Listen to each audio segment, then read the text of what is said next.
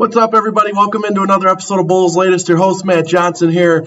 Going to kick off today's show by recapping the Bulls' double overtime defeat in Utah on Sunday night. What a heartbreaker this one was. The Bulls lose a tough one, 150-147 in double OT in Salt Lake City. The starting five in this one looked awfully similar. It was Josh Giddey. He was back from his rolled ankle. You had Kevin Huerter, Isaac Okoro, Modest, and Vooch rounding out the starting five. Ayo Dosunmu played a big role off the bench. The big story in this one for the Bulls and many Bulls fans out there, though, was that Coby White was making his season debut. Coby White checked into this game as the sixth man. Billy previously said that Coby would be on a minutes restriction in this one upon his return, setting that number at roughly 24 minutes. Coby, it was kind of cool watching this one. Coby would splash a three on his first shot of the season, so wasted no time getting going, making an impact there. The Bulls bench, looking at this one, again, another significant impact from them. They scored 21 of the Bulls' 33 first quarter points. So right from the jump, the Bulls bench and their depth continued to play a significant part in the Bulls' success early on in this one. Looking at Coby White in specific, he had 6 points, 2 rebounds, and an assist in his first 6 minutes of action.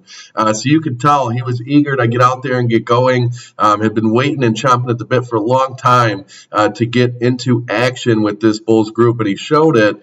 Julian Phillips also a significant first quarter. He had 8 points. That's the most first quarter points of his career, according to Bulls PR. So that is a significant start for Julian Phillips there in this one as well. On the other side of things, it surprised me early on in this one. It was my first look at Ace Bailey, the Jazz rookie. He racked up 4 fouls in the first 7 minutes of the game. He would eventually finish with 5 points and only 10 minutes of action in this one. So a very interesting performance from Ace Bailey there. Got in a major foul trouble early on. We really didn't see him get going. So kind of an interesting way to see Ace Bailey for the first time, really. I think he's a solid young player. He's got a bright future, but the early foul trouble kind of capped off his night there, in this one. So looking at some of the other bullets here, the Bulls ended up having 36 points off, bench points at the half, where they led 70-61. Again, taking a first half lead into the locker room. It's something that the Bulls have done consistently. They haven't been able to finish games, though, and this was more of the same. Granted, it was a double overtime thriller, kind of a crazy game at that. So the Bulls would build up a 15-point lead eventually. It was quickly erased by Utah in the third quarter. Coby White,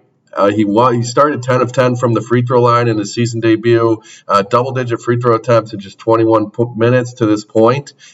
He did finish, I believe, 12 of 12 from the line or something of that magnitude there. So very solid night from the charity strike for him. The Bulls having a season-high 60 bench points does not surprise me at all. This was a crazy finish in this one. The bench played a major role for the Bulls and really kept them in this ball game. It was a crazy finish to the first overtime. If you guys got a chance to catch this one, Coby White won a jump ball and sank the game-tying layup with just 0.2 of a second remaining in the first overtime period. So what an entrance for Coby White to his season debut, really saving the Bulls from dropping this game in the first overtime. Eventually, obviously, they dropped it in heartbreaking fashion in the second overtime, but Coby White, game-tying layup off the one jump ball with 0.2 of a second left. Looking at this one as well, though, Josh Giddey did end up having a critical turnover in the second overtime. That was his third triple-double of the year in this one. So Josh Giddey continues to play a big role in what the Bulls are trying to do on both sides of the floor. Turnovers were an issue for him in this one, though. Looking at Utah, Keyonte George hit a three with just 0.8 of a second left in double OT. So he had Coby White sending it to double overtime with 0.2 of a second left. The Bulls were able to tie it up at 147. Late in the second overtime, Keyonte George came down and hit a three with just over half a second left in the game. Really a heartbreaking way to lose this one after the Bulls really came into this one real well rested. With the biggest stretch of off days to start the season, like I was saying in the previous episode with you guys. But that's just a brutal way to lose this one. For Utah, Former Bull Lauri Markkanen finished with 47 points. Keontae George at 34 points, obviously the game-winning shot as well. Looking at the box score for Kobe, 27 points and 8 assists in his season debut. Not bad. Obviously not the result the Bulls wanted, but Coby White certainly played a positive role in this one. Josh Giddey, another triple-double, 26 points, 13 assists, and 12 rebounds. Vooch with a double-double in the box score, 21 points and 13 rebounds. Just looking at this Bulls team, though, the struggles continue.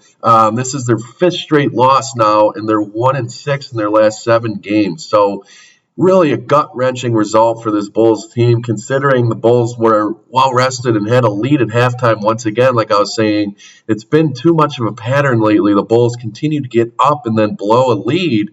And this is definitely a less superior Utah Jazz team, if we're being honest.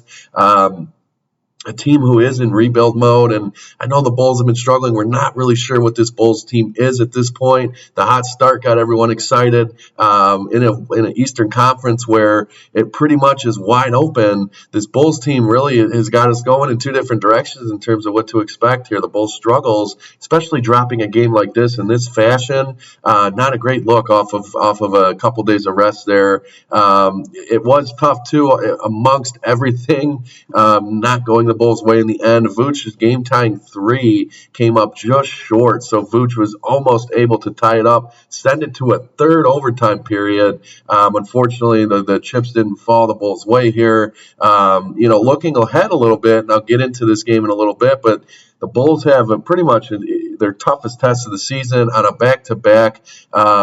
Monday night in Denver.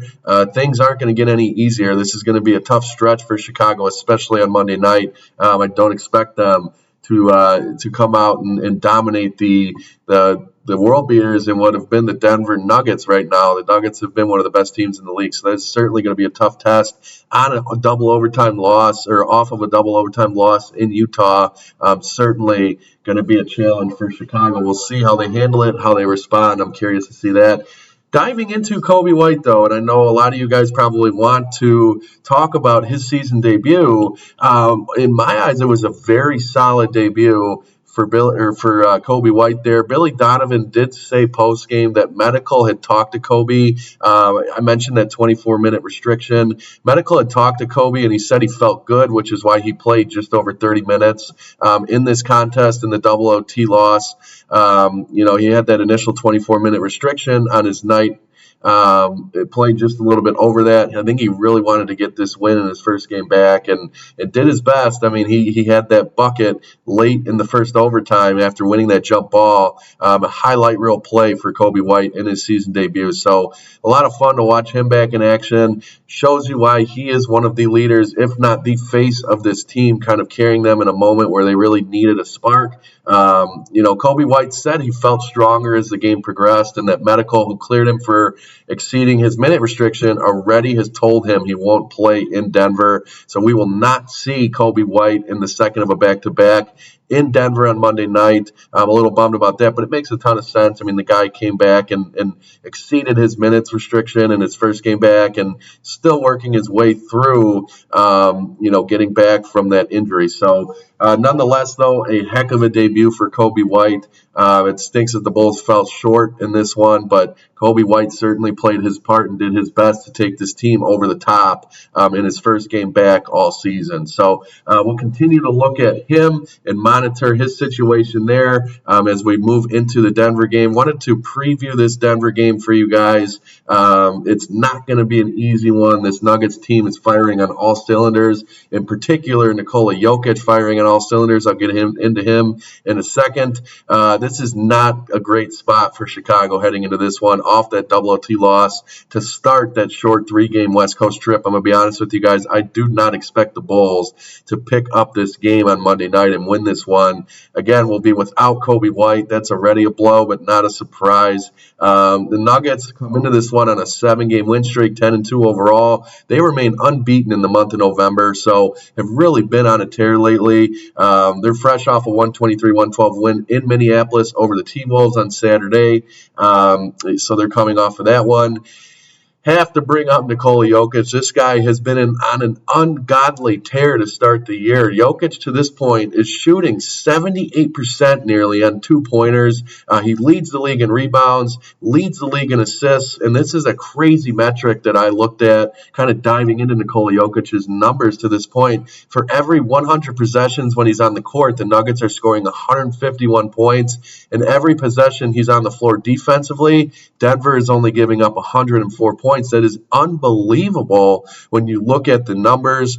This guy he's the MVP frontrunner right now. There's no denying that. It's so early in the season, I know that, but this guy is he's putting up video game numbers, and he looks stronger than he ever has. And this is a guy who's won multiple MVPs already, continues to just shock people and how consistent, how dominant he is. It's an all-time great that we're getting to watch, and we'll certainly get to see him take the floor against the Bulls Monday night. I don't foresee anything. I haven't seen anything about him being out, so we should see him out there.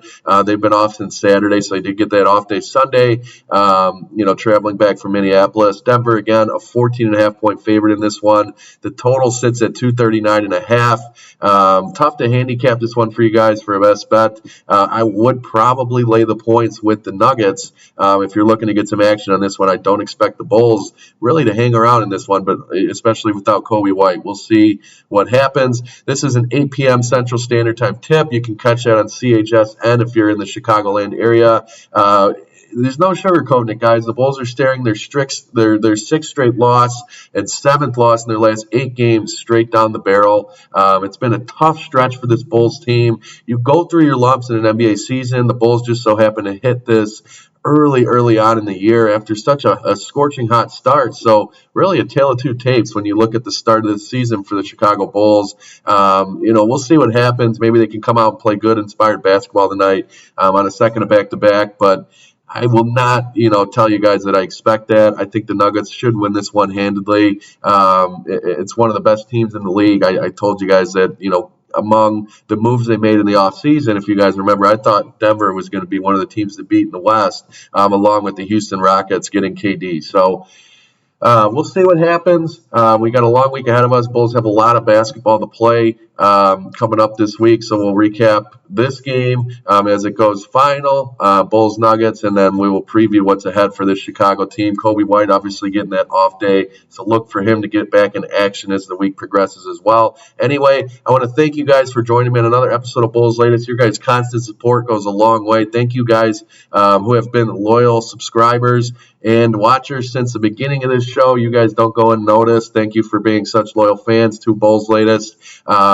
Let me know what you think in the comments. Are you guys frustrated with the Bulls struggles? I know I certainly am as a Bulls fan. Let me know what you guys think. So thanks again for joining me, guys, and we will see you tomorrow.